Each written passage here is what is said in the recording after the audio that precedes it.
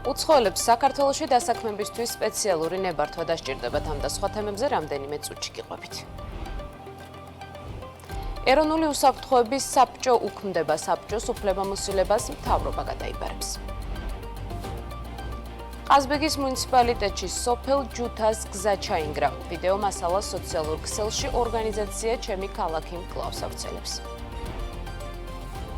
5 თვეში ამერიკის შეერთებული შტატებიდან საქართველოში სულ 263 მილიონი დოლარი გადმორიცხეს, რაც წლიურად 20%-ით, ანუ 44 მილიონით გაზრდილი მაჩვენებელია.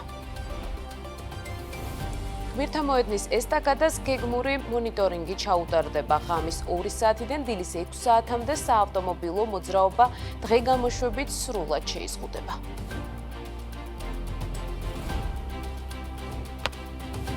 მოგესალმებით, ეს საქმის კურსია დღეს მთავარ ბიზნეს და ეკონომიკურ ამბებს მე ჟურნალისტი ანუკა ჯოხაძე გაგაცნობთ.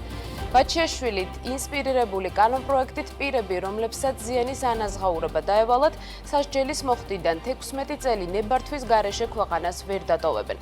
ქართული ოცნების დეპუტატებმა პარლამენტში დაარეგისტრირეს კანონპროექტი, რომელიც საქართველოს საზღვრის დატოვებას ნებართვის გარეშე აუკრძალავს პირებს, რომლებსაც სასჯელი მოხდილი აქვთ, თუმცა გამოტანილი აქვთ ზიანის ანაზღაურების განაჩენი, მაგრამ აღნიშნული ზიანი ანაზღაურებული არ აქვთ.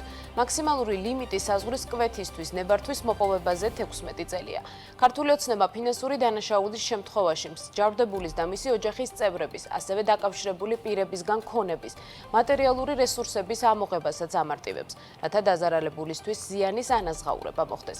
კანონპროექტის თანაავტორის ოცნების დეპუტატის არჩილ გორდულაძის განცხადებით, კანონი გავრცელდება გიორგი ბაჩიაშვილზეც. მისი თქმით, ბაჩიაშვილმა კოლოსალური ზიანი მიაყენა კონკრეტულ პირს და მას ზიანი უნდა აუნაზღაუროს.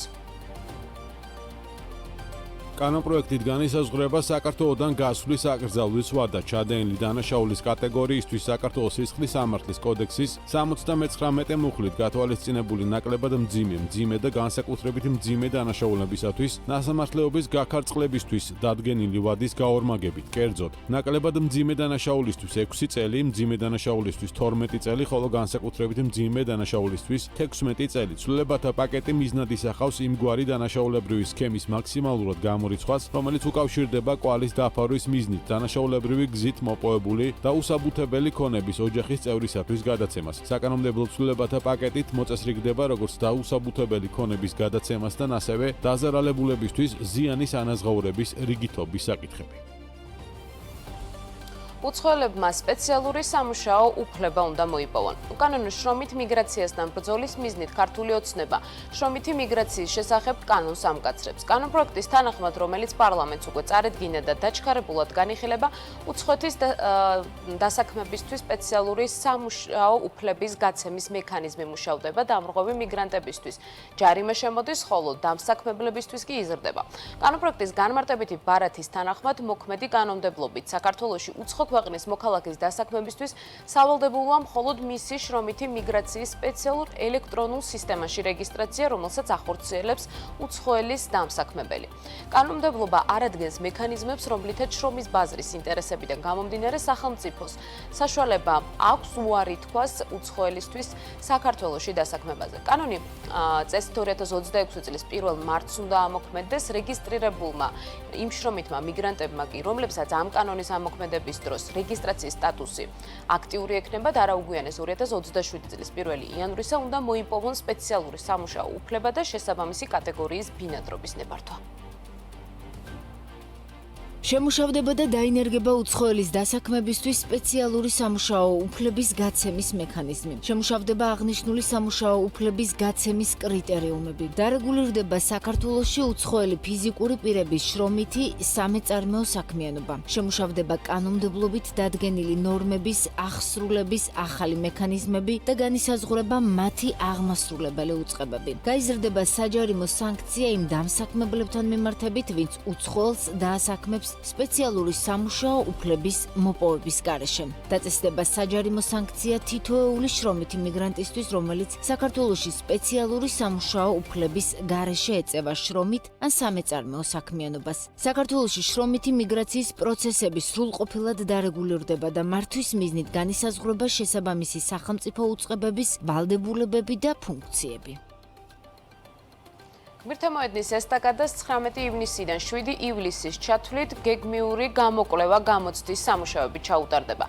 ამის შესახებ თბილისის მერმა კახა კალაძე მუნიციპალიტეტის მთავრობის ხდომაზე განაცხადა. კალაძის განმარტებით სამუშაოების ფარგლებში ესტაკადის კონსტრუქციული ელემენტების ტექნიკური შემოწმება, მათი გამძლეობისა და ფუნქციონალურობის შეფასება განხორციელდება. მისი თქმით, გამოკვლევის პერიოდში გმირთამოედნის ესტაკადაზე ღამის საათებში, ღამის 2 საათიდან დილის 6 საათამდე საავტომობილო მოძრაობა დღე გამოშვებით სრულად შეიზღუდება.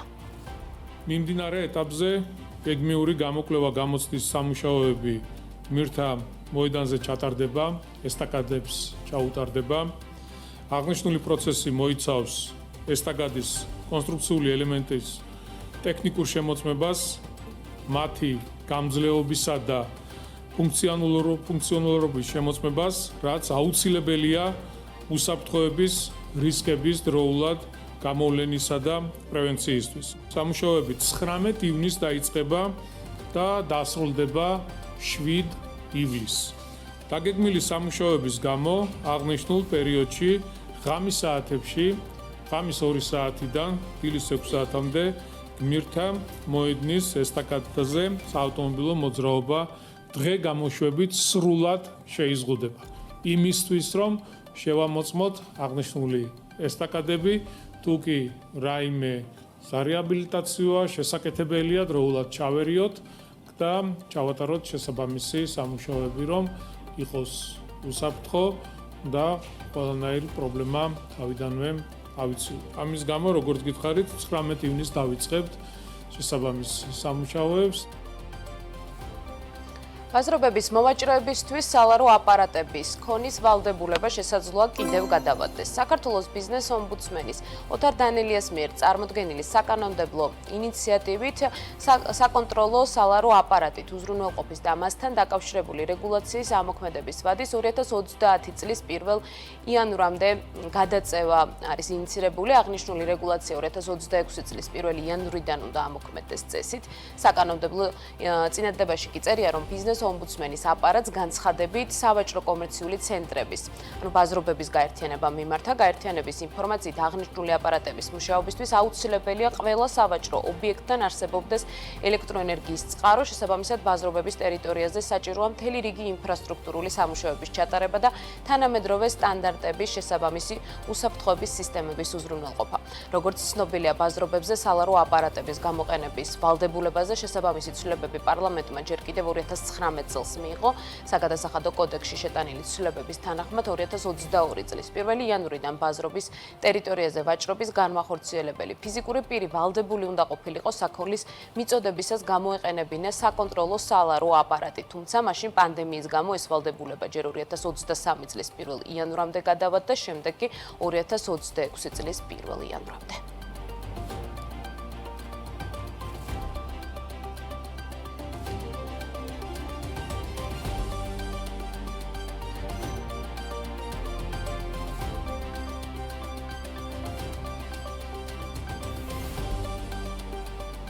საქმის კურსი 13 საათსა და 40 წუთზე ამით დასრულებულია.